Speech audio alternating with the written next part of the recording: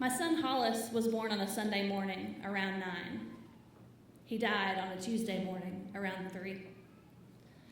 Ryan was deep asleep in one twin bed. I was deep asleep in the other, until we weren't anymore.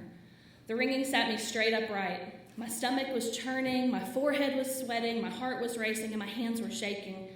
No one calls at 3 a.m., not with good news. From the other end came words that would change us forever. Hollis has coded. We're doing compressions. We're doing everything we can. But if you're close and you can, you need to come now.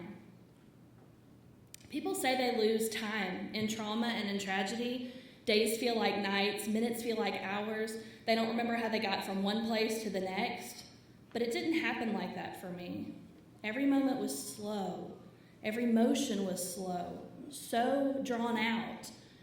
And there was this very deep, very loud silence. We didn't speak. We only moved. In moments we were dressed, in the car, down University Boulevard, into the parking garage at Children's Hospital, over the crosswalk, down the hill, into the elevator, until we were standing at the door of the NICU, and our son was on the other side. The door opened. We weren't ready for this, but they were ready for us. It wasn't until that moment that I realized our knuckles were white and numb from being squeezed together from the moment we left our minivan in that parking garage. It wasn't until that moment that I realized I had been muttering words under my breath since we hung the phone back up at the apartment. Ryan said he never heard me. I never heard me until then. Peace be still. Peace be still. Peace be still. It wasn't a phrase I had repeated before in church or at home or as a prayer. Peace be still. I had read it before as spoken words, but I'm sure I had never spoken the phrase until then. It just seemed right and safe, sacred and holy. Suddenly, we were in the room with him, with our son, and a corner full of eyes filled with tears and pity. Hollis's bed space was in the left corner of the NICU, the farthest bed from the front door, and there was a crowd around his bed. As the doors closed behind us, their eyes all turned to us.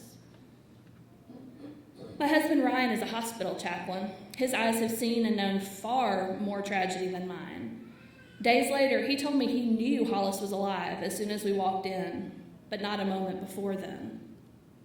He told me that if Hollis was gone, if they hadn't been able to bring him back, we would not have been welcomed in. We would have been met outside the door. And he was right. Our boy, our son, our Hollis, he was alive.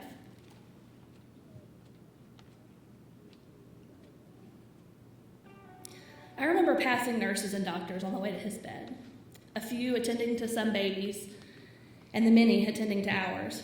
Even those we didn't know, they knew us. They knew that we were the mama and daddy of that baby. We were Hollis's mama and daddy, the baby that they saved. We were the almosts.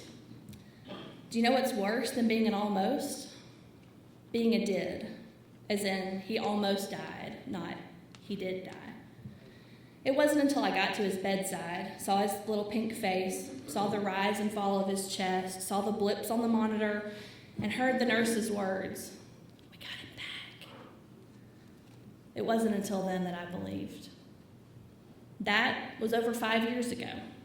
Since that early Tuesday morning, Hollis has had lung surgery and open heart surgery. We have spent 6 months between 4 ICUs and been seen by more doctors and specialists than we could possibly count. We have seen our fair share of almosts and dids. We have traveled the walkovers, the parking garages, the waiting rooms, the elevators, the halls, the cafeterias. We have spent hours by his bedside, watching his numbers climb and plummet, watching his incisions hurt and heal, and watching his tiny little body fight and rest. We have cheered on his victories, and we have sobbed over his struggles. We've seen him crawl and walk and run and eat and play and dance and pray. We have heard him talk and laugh and sing and read. And sometimes still, all these years later, very late at night or very early in the morning when I can't sleep, because my mind is standing right back there in that NICU doorway, staring across the room at that crowd of eyes staring back at us.